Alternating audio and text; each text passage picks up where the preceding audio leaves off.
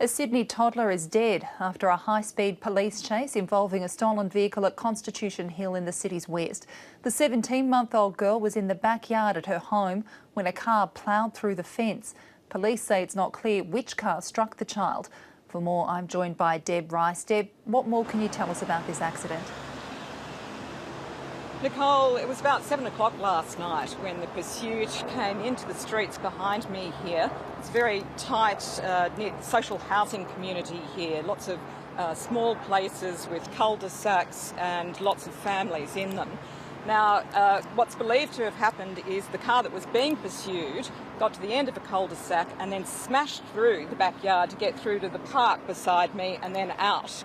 And what's alleged is that the police followed through that park and out as well. Now, it's witnesses who are saying that. Police are tight-lipped on whether they actually went through as well and whether it was a police car or whether it was the car being pursued that actually struck the child, who was then taken to Westmead Hospital but died soon after arrival at the hospital there.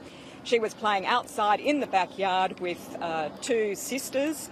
She's from a large family, we believe a West Samoan family, and there were many children around this area anyway and in the park because it was, of course, a warm summer's evening, people out playing cricket last night, and they had to scatter as the car being pursued and possibly, they say, two other police cars followed through.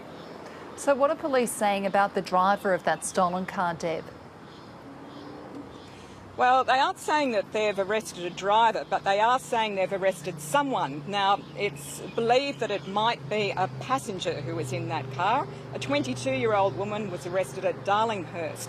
She's been charged over possession of drugs, and she's actually had 6 outstanding warrants for her arrest anyway on matters to do with housebreaking, stealing and the like. So police have kept her in custody and she will appear in court later today. But no news yet of an actual driver, and as I say, no clear news yet of which car struck and killed the toddler. So what's been the community reaction to this tragedy? Well, needless to say, they're horrified, as anyone would be. But it is quite amazing when you drive into these streets. It's obviously a very closed area, as I'd say, a tight-knit, almost a sort of a spider's web, and at the centre is a park where children play.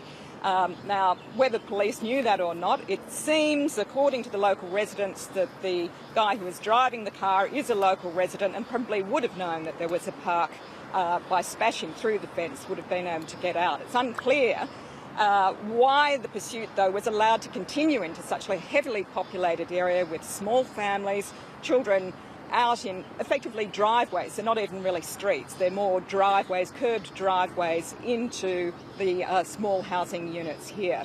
So that will be a big question that the police need to answer, why the pursuit was actually being conducted through this area anyway. Deb Rice reporting there from Constitution Hill in Sydney's west.